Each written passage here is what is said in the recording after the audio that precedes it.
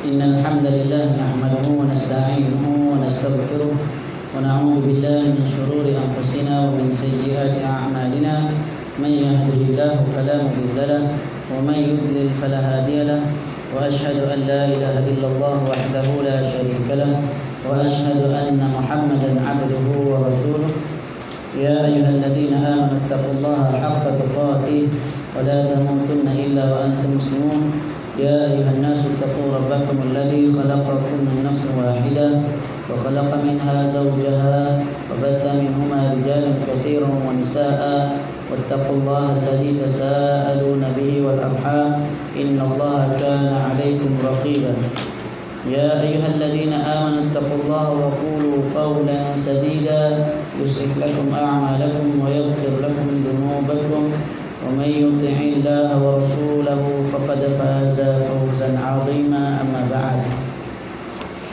Alhamdulillah, syukur kita kepada Allah Subhanahu wa taala dengan limpah dan kurnia-Nya dapat kita meneruskan lagi kuliah kitab Fiqh Sunnah Imam Syafi'i, atau dari judul bahasa Arabnya At-Tadhib fi Adillati Matn al-Ghayah wa Taqrib fil Fiqh Syafi'i, syarah bagi matan Abi Syuja. Pada kali yang terakhir tahun lepas, ini untuk tahun ini adalah kuliah yang pertama lah.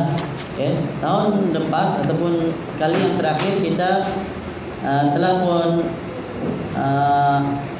masuk pada bab mandi. Pada bab mandi, antaranya alladhi yujibul ghaslu sittatu asya, yang mewajibkan mandi ada 6. Ini telah kita bahaskan. Thalathatun tashtariku fiha ar-rijalu wan nisa. Ada 3, lelaki dan perempuan. Mencakup lelaki dan perempuan, manakala 3 lagi adalah untuk wanita. Yang mencakup lelaki dan wanita, iltiqa'ul khitanain, bertemu 2 khitan, wa inzalul mani, keluarnya mani, wal maut, meninggal ataupun matilah. Adapun khusus bagi perempuan ada 3, yaitu al-haid, wan nifas, wal wiladah. Ini telah kita bahaskan sekali dengan dalil-dalilnya lah.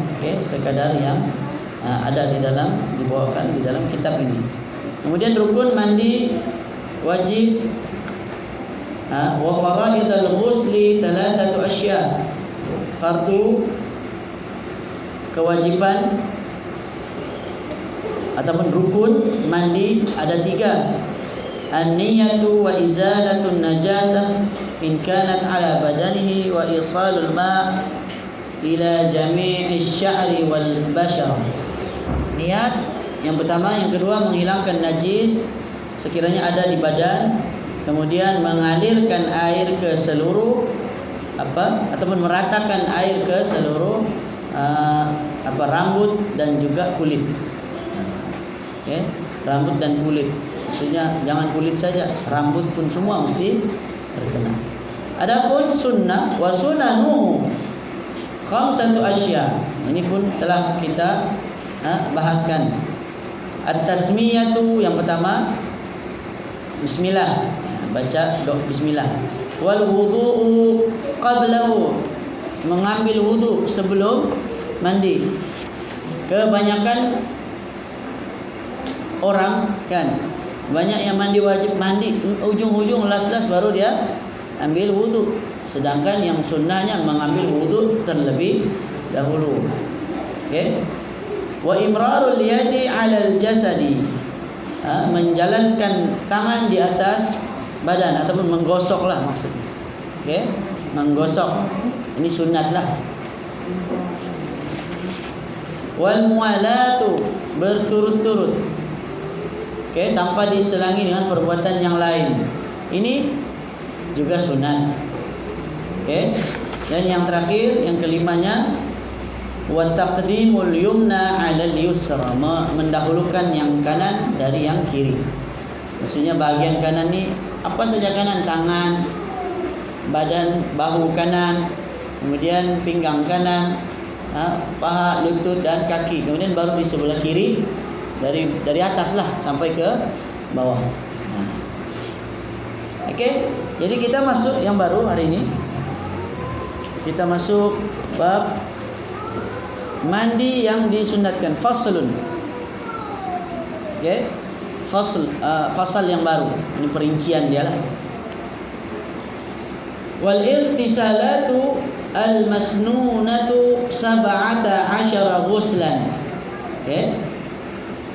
Maksudnya mandi yang disunnahkan, masnunah yang disunnahkan ada 17 mandi. 17 ghuslan. Okey. Ada berapa? Ada 17.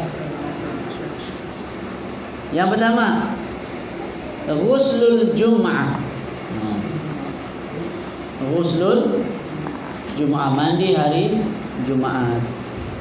Kalau kita lihat di dalam hadis rawahul Bukhari wa Muslim wa ghairuhuma an Ibnu Umar radhiyallahu anhuma qala Rasulullah sallallahu alaihi wasallam, "Idza jaa ahadukumul jum'ah falyaghtasil."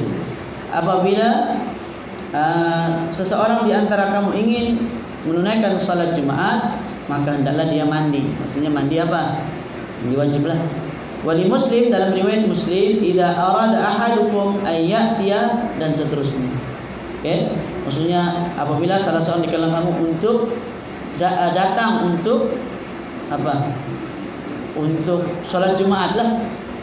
Maka fal yaghtasil, hendaklah dia mandi. Kalau dari hadis ni fal yaghtasil, kalau dari segi ilmu usul fiknya, biasanya fi'il amar menunjukkan wajib. Betul tak tidak? Jadi adakah mandi hari Jumat wajib? Dikuatkan lagi pula dalam Sahih Al-Bukhari ada satu hadis berbunyi, ghuslu yaumul jum'ati wajibun ala kulli muhtalim. Kata Nabi, mandi hari Jumat itu wajib ke atas setiap orang yang telah ihtilam, orang yang telah mimpi, maksudnya yang sudah baligh lah. Jadi bagaimana memahami hadis ini? Dia ada penjelasan dari hadis yang lain ataupun penegasan itu tadi kan, kalau dalam mazhab Syafi'i satu perintah yang tegas menunjukkan wajib. Kalau perintah itu tidak tegas, maka dia tidak dia sunat lah, maksudnya tidak wajib. Jadi bila datang hadis itu mewajibkan, kena lihatlah ada hadis lain ke tidak. Ternyata ada hadis lain. Apa hadis dia? Hadisnya adalah berdasarkan hadis riwayat Imam At-Tirmidzi yang berbunyi, man tawadda'a yaumal jum'ati fabiha wa ni'mat wa man ightasala fal ghuslu afdal. Okey, hadis riwayat Imam At-Tirmidzi. Hadis ini hadis yang sahih. Kata Nabi, sesiapa yang berwudu untuk salat Jumaat, maka dia telah mengamalkan sunnah, dan itulah sebaik-baik sunnah. Wa man ightasala, akan tetapi sesiapa yang mandi, fal ghuslu afdal, mandi itu lebih afdal. Maksudnya apa? Menunjukkan bahwa mandi itu tidaklah wajib, dia hanya sunnah.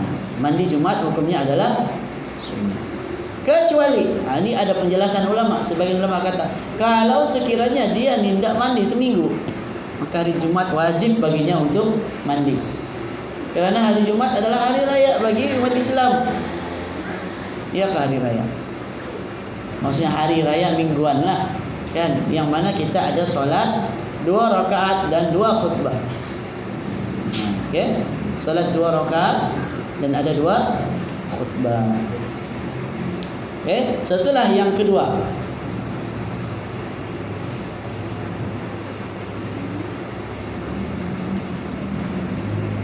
yang keduanya apa?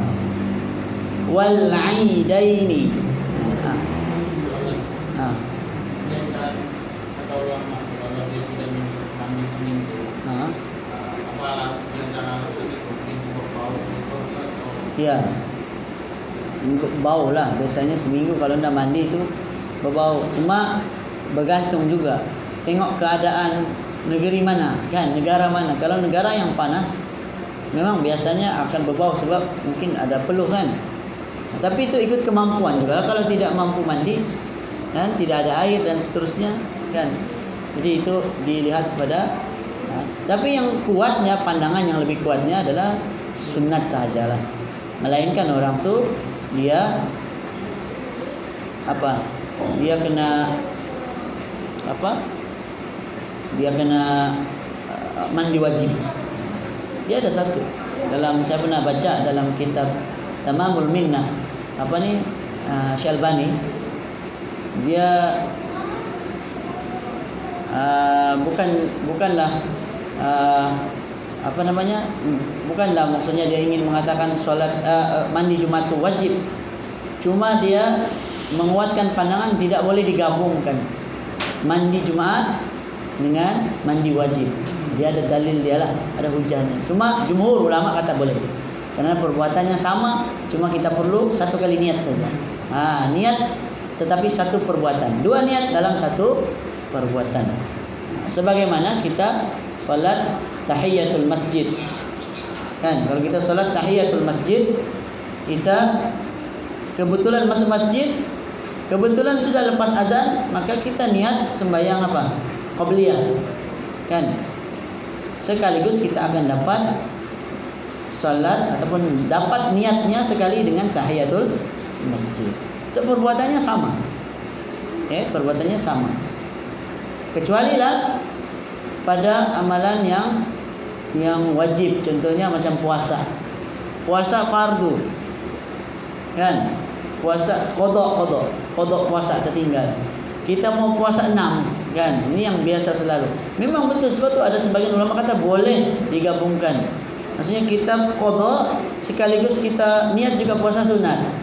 Tapi ada ulama yang tidak bersetuju. Jadi benda ni, perkara ni adalah perkara khilaf yang muktabar, yang apa, sehingga kalau kita mau kuatkan salah satunya, pasti ada pandangan lain yang tidak setuju.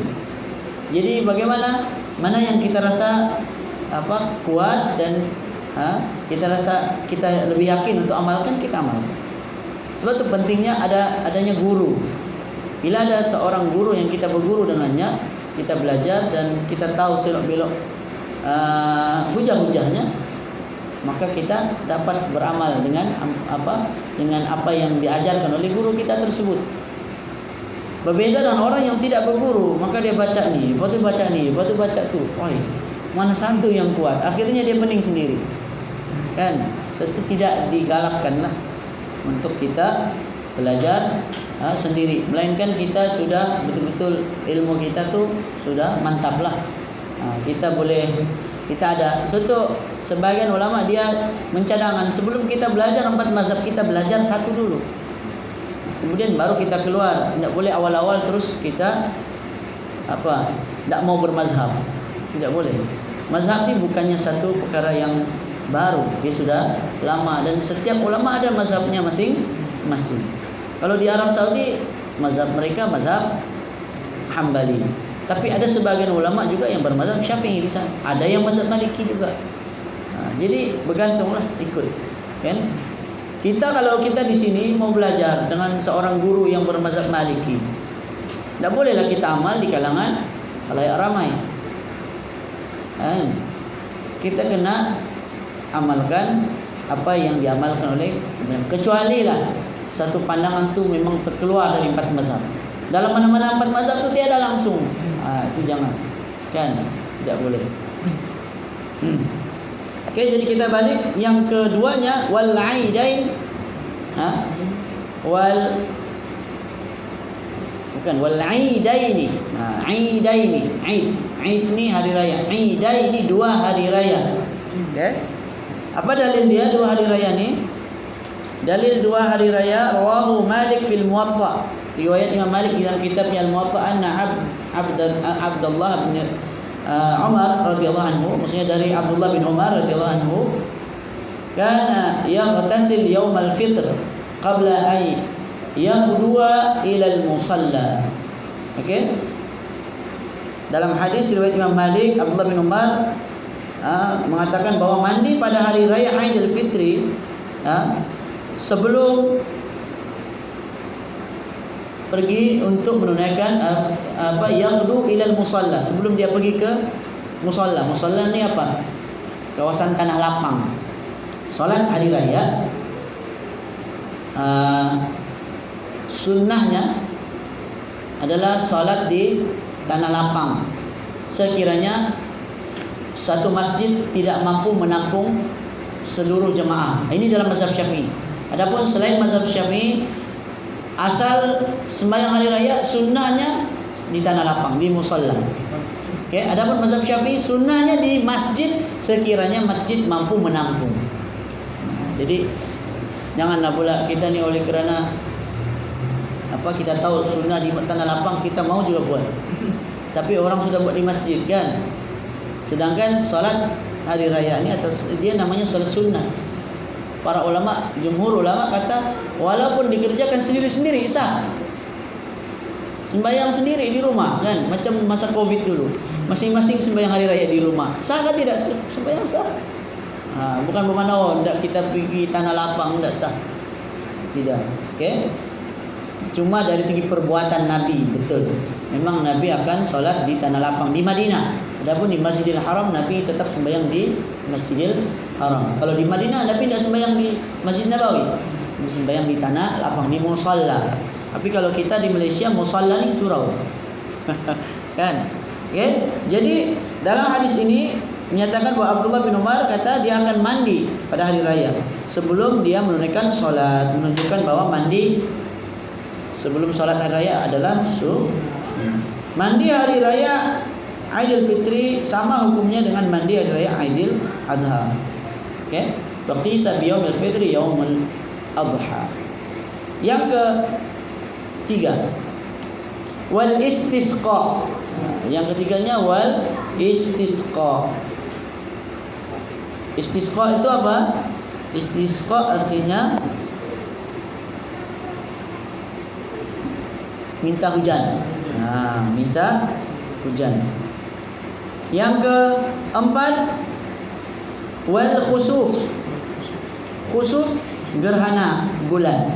Wal kusuf gerhana matahari.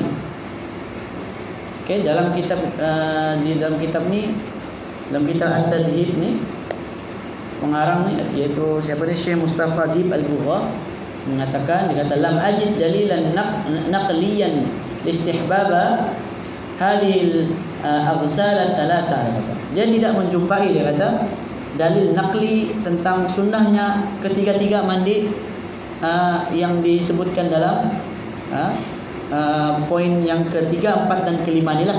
Maksudnya mandi solat istisqa, mandi solat gerhana dan mandi solat gerhana matahari, gerhana bulan dan gerhana matahari. Dia kata tidak ada dalil secara nukilan, maksudnya dari Quran, bukan dari Quran ataupun dari hadis lah, tidak ada. Jadi dia kata kemungkinan la'alla al-ulama qalu bi istihbabiha qiyasan 'ala al-jum'ati wal 'idain.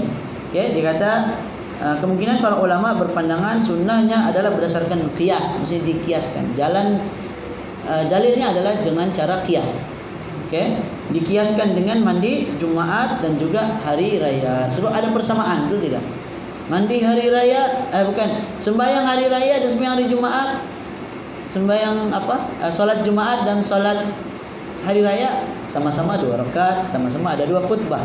Kalau kita lihat gerhana bulan, gerhana matahari dan istisqa, dia sama juga, sembahyangnya 2 rakaat dan ada khutbah juga.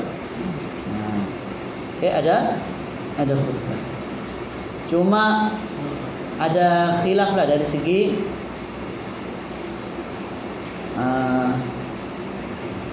adakah solat gerhana atau solat hari raya, kalau tidak salah solat hari raya tu adakah dia ada 2 khutbah atau 1 kali khutbah saja. Yang ini dipopularkan oleh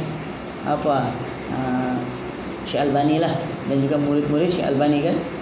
Dulu kita belajar Tapi ternyata sebenarnya kalau kita lihat dalam kitab-kitab fiqh, sebenarnya ulama semuanya, jumhur ulama mengatakan memang ada dua khutbah. Asal namanya khutbah ada dua khutbah. Memang akan ada dua khutbah, ada berehat di tengah-tengah. Wallahu alam. Jadi saya rasa lebih selamatlah kita pegang pendapat yang jumhur tersebut. Ikut pada pendapat asal para ulama, yaitu ada dua khutbah. Termasuklah juga dengan solat gerhana bulan, gerhana matahari. Okey. Memang ada sebagian ulama yang kata satu aja. Jadi dia teruslah direct terus sampai doa. Dia tiada duduk tengah-tengah. Okey. Jadi itu saja dia punya dalil untuk, ataupun dia hanya kaedah qiyas. Sebabnya dia kata li'annaha fi ma'naha min haitsu masyru'iyyah al-jama'ah fiha wa ijtima'un nasu laha. Dia kata kerana dari segi maknanya sama-sama disyariatkan, dikerjakan secara berjamaah, serta diperintahkan untuk berkumpul orang ramai menghadirinya. Jadi ada persamaan lah. Jadi qiyas di sini adalah qiyas yang benar. Okey. Yang keenam, apa lagi belum? Wal ghuslu min ghuslil mayyit. Mandi setelah memandikan mayit. Mayat ni apa? Jenazah lah. Okey. Mandi setelah memandikan jenazah. Ghuslu min ghuslil mayyit. Dalilnya adalah berdasarkan hadis riwayat Abu Hurairah bahawa Rasulullah sallallahu alaihi wasallam bersabda, "Man ghassala maitan falyaghtasil wa man hamalahu falyatawadda." Okey. Hadis riwayat Al-Khamsah.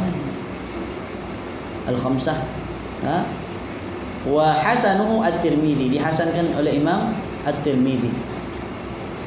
Maksudnya Bukhari, kalau sittah Bukhari, Muslim, Abu Dawud, Tirmidzi, Ibnu Majah dan An-Nasa'i lah. Jadi khamsah ni dia kurang satu. Mungkin sama ada Bukhari atau Muslim. Mungkin antara dua itulah yang tidak ada. Tapi yang lainnya At-Tirmidzi, Ibnu Majah, An-Nasa'i, Abu Dawud ada riwayat dia. Okey. Apa kata Nabi? Man ghassala maitan, sesiapa yang memandikan mayat atau jenazah, falyaghtasil, hendaklah dia pun mandi. Wa man hamalahu, sesiapa yang memikul, mengangkat. Apa? Maksudnya dia angkat jenazah tu hantar pergi ke kubur lah. Falyatawadda, maka hendaklah dia berwudu. Okey? Jadi perintah di sini sama aja macam tadi. Wajibkah tidak? Artinya lepas kita mandikan mayat, kita kena mandi dulu. Lepas tu kita bawa dia pergi kubur, kena ambil wudu lagi. Wajibkah tidak? Jadi perintah di sini, kata Syekh, dia kata sarrafahu 'anil wujub khabar al-Hakim. Dia kata perintah Nabi SAW di sini bukanlah wajib. Okay, kerana hadis Nabi riwayat Imam Al-Hakim, kata Nabi apa? Laisa 'alaikum fi ghusli mayyitikum ghuslun idza ghassaltumuhu. Tidak, kamu tidak diwajibkan mandi setelah memandikan jenazah. Jadi ada perincian dia lah. Maksudnya dalam hadis lain menunjukkan bahawa mandi itu tidaklah wajib. Mandi itu sunat sahaja. Okey. Senangnya kalau kita hafal je ni senang saja, tak dapat ingat dalil pun. Sebab semua yang dihimpunkan di sini adalah berdasarkan dalil-dalil lah. Okey, cuma kalau kita mau tahu dalil, itulah dalil dia. Okey, Nabi sallallahu alaihi wasallam memerintahkan siapa yang memandikan jenazah adalah dia mandi. Cuma dalam riwayat lain kata Nabi, bukanlah mandi setelah memandikan jenazah itu adalah wajib. Tetapi ila ghasaltum, setelah kamu memandikannya, bukan bermakna kamu wajib mandi. Maksudnya sunat sahaja. Ringkasnya gitulah. Sunat sahaja. Okey. Yang ke berapa? Yang ketujuh. Wal kafiri idza aslama. Orang kafir yang memeluk agama Islam. Rawahu Abu Dawud wa Tirmidzi an Qais bin Asim radhiyallahu anhu, ataitu Nabi sallallahu alaihi wasallam uridu al-Islam fa amarani an aghtasila bima'in wa sidrin wa huwa waraqa mat'un min syajarin muayyan. Kata Qais bin Asim, aku bertemu dengan Rasulullah sallallahu alaihi wasallam untuk memeluk agama Islam. Maka Nabi sallallahu alaihi wasallam pun menyuruh aku supaya mandi dengan air dan daun sidir. Daun bidara. Daun bidara ni fungsinya sama seperti sabun. Okey. Kita hari ini cari daun bidara dah jumpa. Mana mau cari daun bidara? Daun bidara itu fungsinya adalah seperti sabun. Setelah menyebutkan hadis ini, maka Imam At-Tirmidzi ada menambahkan, kata Imam At-Tirmidzi, wal amalu alaihi 'inda ahli al-ilmi yastahibbuna lirrajuli idza aslama an yaghtasila wa yaghsil thiyabahu. Para ulama mengatakan hendaklah jika menjumpai orang yang baru memeluk agama Islam, suruhlah mereka mandi serta bersihkan pakaian mereka. Dia punya hikmah dia kenapa? Biasanya kenapa orang baru memeluk Islam ni mandi? Dia kalau ikut ada sebagian kata mandi wajib kan. Kemungkinan dia ada kalau dia ada hadas besar dia tak pernah mandi, betul lah dia kena mandi. Itu namanya mandi wajib. Tapi yang dimaksudkan di sini adalah mandi sunat saja. Maksudnya perbuatan berdasarkan perintah Nabi sallallahu alaihi wasallam kepada siapa dia, Qais bin Asim. Bukanlah wajib. Cuma Rasulullah sallallahu alaihi wasallam hanya suruh supaya mereka mandi dalam keadaan bersih. Sebab apa? Orang yang baru memeluk Islam, mereka bersih dari segi hati mereka saja. Hati mereka suci sebab mereka tidak ada dosa. Jadi sucikan sekali dengan luarannya, sunat saja. Adapun kalau mereka pernah dalam keadaan janabah, maka itu kena mandi wajib lah. Kan? Kalau dia pernah junub, pernah keluar air mani ataupun apa saja yang mewajibkan mandi wajib, maka dia kena mandi wajib. Jadi orang yang baru memeluk agama Islam hanya sunat mandi, cuma sekiranya dia pernah junub, maka hendaklah dia mandi wajib. Jadi boleh gabungkan. Boleh gabung sebab sama saja mandi dengan satu mandian dengan dua niat lah. Kalau dia mau niat sekali, niat mandi wajib dan niat sunat kerana baru memeluk agama Islam. Baik, yang ke-8, wal majnuni wal mughma alaihi idza afaqa.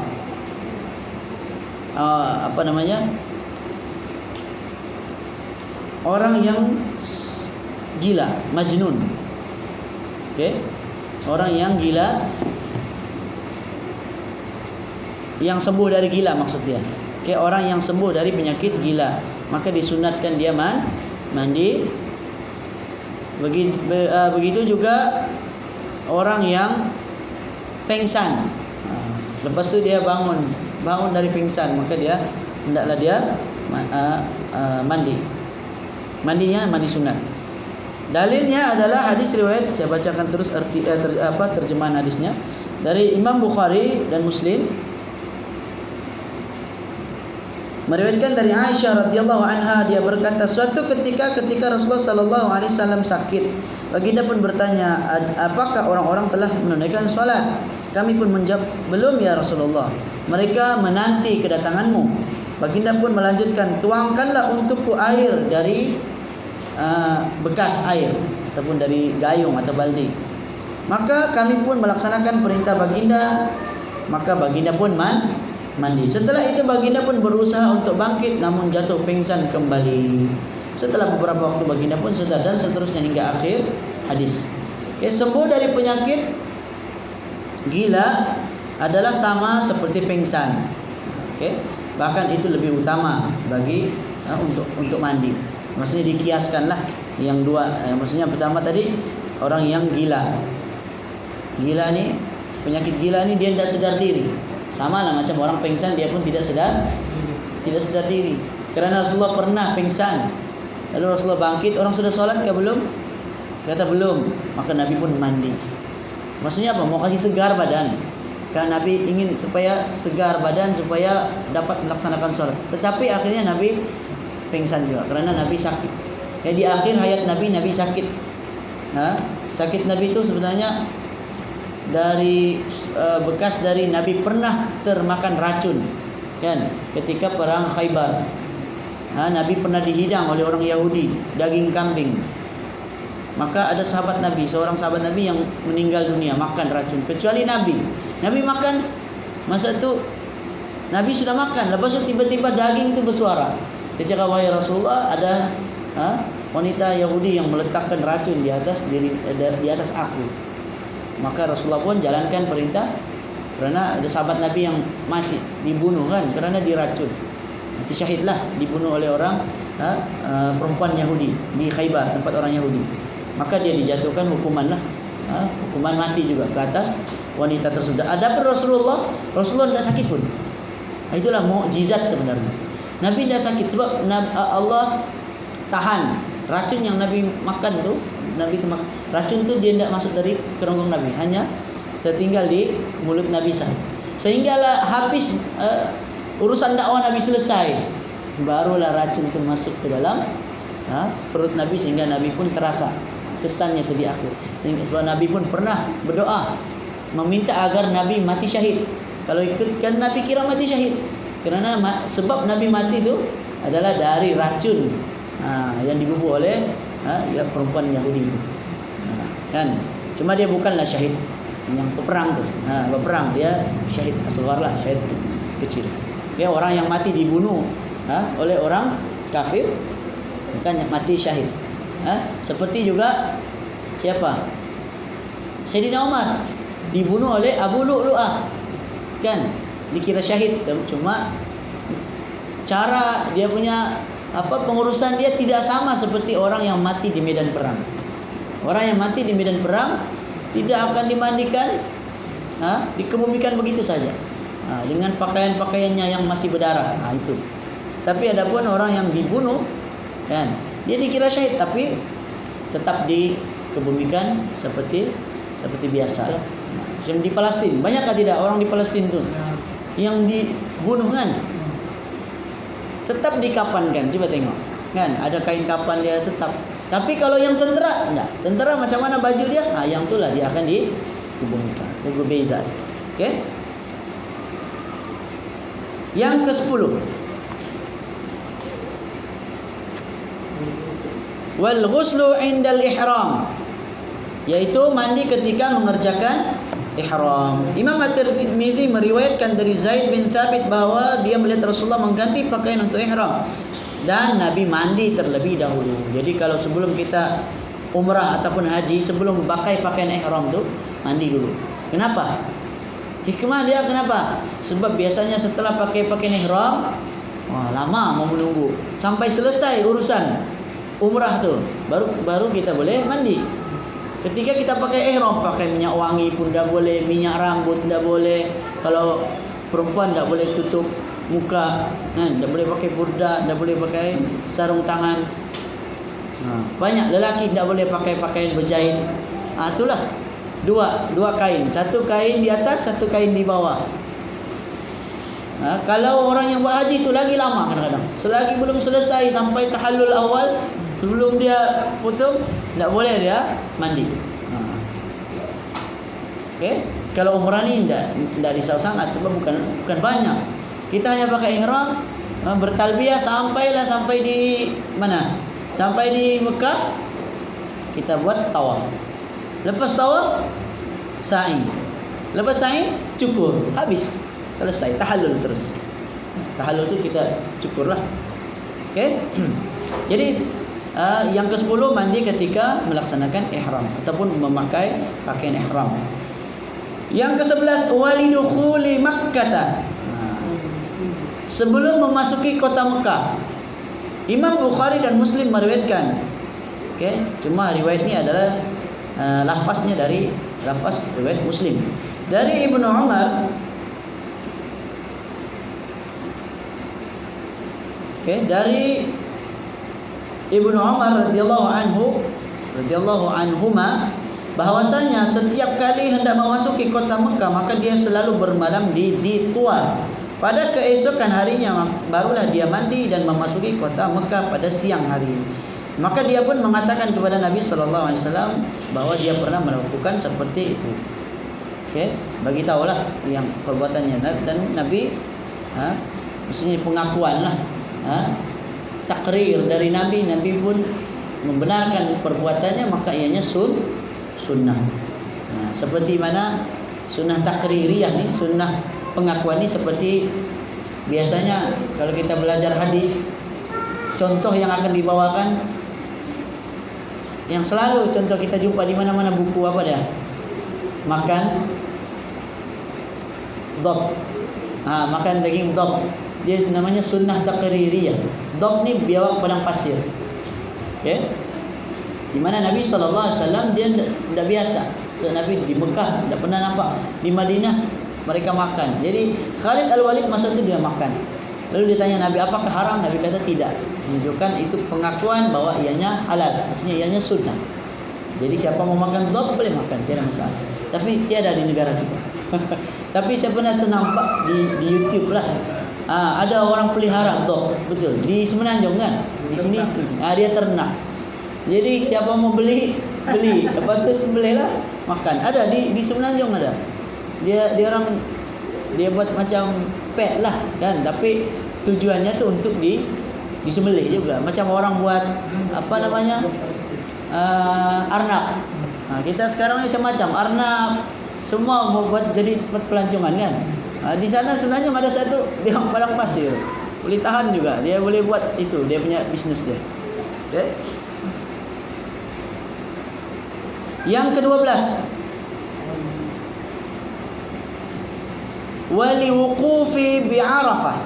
Wukuf ketika di padang Arafah. Imam Malik meriwayatkan di dalam kitab Al-Muwatta. Mana sudah? Sini. Okey, Imam Malik dalam kitab Al-Muwatta dari Ibnu Umar radhiyallahu anhuma bahwasanya dia selalu mandi ketika hendak melakukan ihram, ketika hendak memasuki kota Mekah, serta ketika akan berwukuf di padang Arafah pada siang hari. Okey. Jadi disunahkan kalau kita mau wukuf di Arafah, sebelum kita wukuf tu mandilah. Tapi biasanya orang mandi sekali lah, satu kali mandi saja kan. Sebelum wukuf tu dia akan berihram. Maka maksudnya 11 dan 12 bukan. Mungkin yang ke-10 dan 12 ni boleh digabungkan. Yang ke-13, walil mabiti bi Muzdalifah, bermabit di Muzdalifah. Okey, bermabit di Muzdalifah. Cuma kata pengarang kitab ini, dia kata al-asah annahu la yastahib. Maksudnya yang sahihnya sebenarnya tidak sunnah. Katanya tidak sunnah ketika kita bermabit di Muzdalifah. Mungkin dia salah satu dari pandangan mazhab Syafi'i lah. Jadi dalam mazhab Syafi'i pun ada khilaf juga. Ada pandangan Syafi'iyah, ada khilafiyah dalam mazhab, sesama mazhab Syafi'i. Yang ke-14, wali ramyil jimarith thalath. Okey. Dan apa namanya ni? Melempar jamrah. Ramyi li ramyi al-jimar. Jamrah lah, dia jamak pada jamrah. Jamrah satu, jimar ada 3 jamrah. At-thalath ada 3. Ketika kita sebelum kita melontar jamrah tu ada 3, maka disunahkan mandi. Kemudian yang ke-15, wali tawaf wali sa'i. Ketika tawaf. Cuma pendapat kata pengarang kitab ini al-mu'tamad, yang mu'tamad dalam mazhab Syafi'i, annahu la yasunnul ghuslu lit-tawaf. Nah, rujukannya dalam kitab Al-Iqna'. Okey. Katanya yang mu'tamad dalam mazhab Syafi'i tidak sunnah sebelum tawaf mandi. Tapi yang wajibnya wudu. Ini kena ingat sebelum tawaf wajib ada wudu. Kalau kita sedang bertawaf batal wudu kita, maka kena ambil wudu. Lepas tu ulang dari awal ke sambung saja. Bayangkanlah sudah 6 kali terbatal, terkentut, ambil wudu, mau ulang balik, penat juga kan. So tu dia boleh sambung. Sudah 6 kali, tinggal sekali lagi lah. Yang ke-16, sikit lagi. 16 dan 17, 15, 16 tadi sekali lah, iaitu melakukan sa'i. Maksudnya boleh digabungkan. Sebab biasa lepas kita tawaf kita terus sa'i. Lepas tawaf disunahkan kita pergi ke belakang apa namanya ni? Makam Ibrahim, tapak kaki Nabi Ibrahim tu, kan? Ada sana. Tapi dah tahulah, dengar-dengar macam dah tahulah kalau sudah dipindah. Tapi disunahkan kita solat di belakang tu selepas kita habis tawaf. Kemudian baru kita pergi ke tempat sa'i di Safa dan Marwah. Jadi mana ada sempat balik lagi mandi lepas tu sa'i lagi. Biasanya sekali. Okey, biasanya sekali lah. Yang ke-17 dan ini yang terakhir, walidukhuli madinati Rasulillah sallallahu alaihi wasallam. Ini mandi sebelum masuk kota Madinah. Jadi cuma ini tidak dibawakan dalil, wallahu a'lam.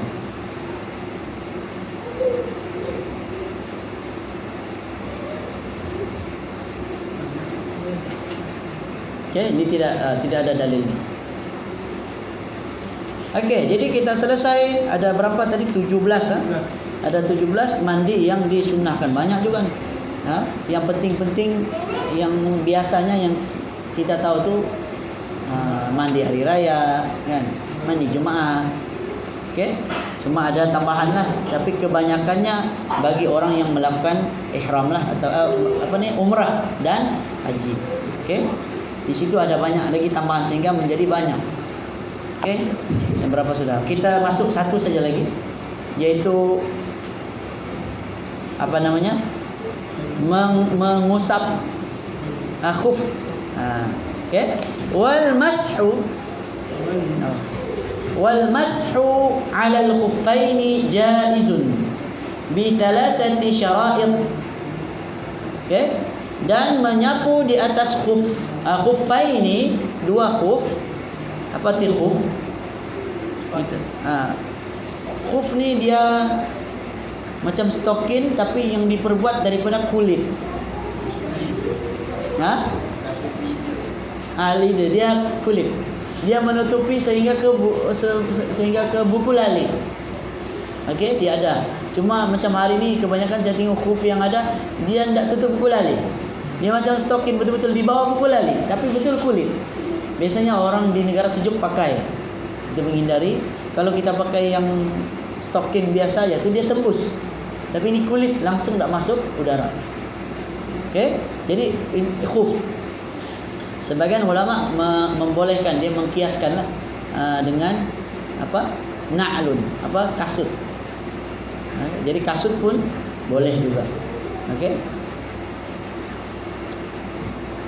Apa disebut di sini? An yabtadi'a lubsahuma ba'da kamalit taharah wa an yakuna satiraini limahalli ghaslil fardi minal qadamain wa an yakuna mimma yumkinu tatabu'ul mashi 'alaiha. Ya, kita baca dahulu terjemahannya. Mengusap kedua khuf hukumnya adalah harus, okey, dengan 3 syarat. Yang pertama, syaratnya mestilah kedua khuf itu dipakai setelah bersuci, maksudnya setelah kita mengambil wudu, baru kita boleh baru kita pakai. Syarat yang kedua, hendaklah menutupi bahagian kaki yang wajib dibasuh, artinya sehingga ke buku lali. Jadi kalau pakai stokin atau tidak menutupi buku lali tidak boleh. Okey, ini mazhab Syafi'i. Saya cerita ni mazhab Syafi'i. Sebab kalau mazhab lain mungkin boleh. Okey. Yang ketiganya, kedua khuf itu diperbuat daripada bahan yang tahan untuk terus dipakai dengan berjalan. Ataupun dijelaskan juga sebagian ulama, jika kita sapu air itu tidak terkena di dalam. Okey, lepas tu ada ulama yang kata kalau kita pakai stokin yang tebal pun boleh, dikiaskanlah dengan khuf. Stokin ni jawrab. Okey.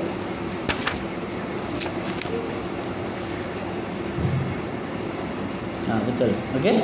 Jadi dia punya dalilnya yang sempat kita bawa satu saja, riwayat Bukhari dan Muslim. Dari Jabir radhiyallahu anhu berkata bahwasanya ketika dia hendak membuang air kecil lalu berwudu dan mengusap kedua kasutnya ataupun kedua khufnya. Saya tengok dulu dia punya hadis dia.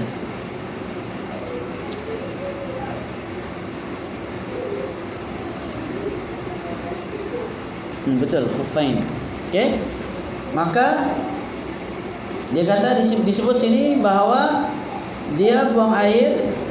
Jabir mengatakan ketika dia buang air kecil lalu berwudu, kemudian dia mengusap ni menyapu. Dia menyapu di kedua kasutnya, tadi dua khufnya. Maka ada orang pun bertanya, "Mengapa engkau buat begitu? Kenapa kau buat begitu?" Maka dia menunjuk, "Aku melihat bahawa Rasulullah sallallahu alaihi wasallam kencing. Lalu baginda pun berwudu dan menyapu kedua khufnya." Nabi pun menyapu di atas khuf. Al-Hasan Al-Basri menguatkan bahwasanya hadis-hadis tentang menyapu khuf diriwayatkan lebih kurang 70 perawi, sama ada yang bersumber dari perbuatan Nabi atau dari sabda baginda sallallahu alaihi wasallam. Maksudnya ada banyak dalil tentang perbuatan. Cuma apa? Bezanya Syiah. Kalau Syiah dia suka menyelisih ahli sunnah, maka mereka perbuatan menyapu di atas khuf ni mereka ubah, mereka menyapu di bahagian bawah. Sedangkan ahli sunnah di atas. Padahal Sayyidina Ali yang mereka angkat-angkat sendiri berkata, dia kata kalaulah agama ini berdasarkan akal, kan, nescaya menyapu khuf itu lebih sepatutnya, lebih aula disapu bahagian bawah. Akan tetapi baginda mengajarkan menyapu di bahagian atas. Okey, menyapu khuf di bahagian atas. Okey, jadi saya kira cukup dahulu. InsyaAllah nanti kita akan perincikan lagi. Mudah saja, ini senang diamalkan. Okey, cuma mungkin kita boleh ikut sebahagian pandangan lah. Ulama yang membolehkan menyapu di atas stokin. Okay? Syaratnya stokin itu tebal sedikit, bukan stokin yang sangat nipis seperti stokin perempuan biasanya. Kan? Stokin itu nipis. Kan? Kalau stokin yang tebal ni stokin yang berbulu-bulu tu. Itu tebal sedikit. Kita sapu, dan sapu tu bukan bahawa kita ambil air lepas tu kita siram begitu, pompom basah. Kita sapu, kita ambil air, kita buang air itu, baru kita lap di atasnya, kita sapu. Ketika ada lembab, maka air itu tidak akan tembus di bagian dalam. Okey, jadi ada keluasan dia lah. Bukan bermakna mesti ikut yang ini juga, tidak. Okey, sebab di sebahagian mazhab Syafi'i ada yang tak setuju boleh sapu di atas stokin, ada yang setuju boleh sapu di atas stokin. Tapi kalau kasut sudah tentu lagi bolehlah. Cuma kasut kita tu mana tutup sampai buku lali. Jadi ini syaratnya ada sedikit ketat lah. Nanti insya Allah saya cuba lihat dahulu kalau ada pandangan-pandangan ulama berkenaan syarat sehingga ke buku lali inilah. Kita lihatlah sebagai untuk menambah ilmu sahaja. Okey. Wallahu a'lam, mudah-mudahan ada manfaatnya untuk hari ini sebagai permulaan pada tahun 2024 ini. Insyaallah kita akan sambung lagi seterusnya bahagian waktu mengusap sepatu bila berapa lama boleh, kan. Sebenarnya ini sebenarnya mungkin kita sudah pernah belajar, hanya sebagai bentuk ulang kaji saja. Mungkinlah ada yang kita lupa sedikit, satu dua syarat yang kita lupa sebagai untuk murajaah kita. Wallahu alam. Aku qouli hadza wa astaghfirullah li wa lakum wa sallallahu ala nabiyyina Muhammad wa ala alihi wa sahbihi wa baraka wa sallam. Assalamualaikum warahmatullahi wabarakatuh.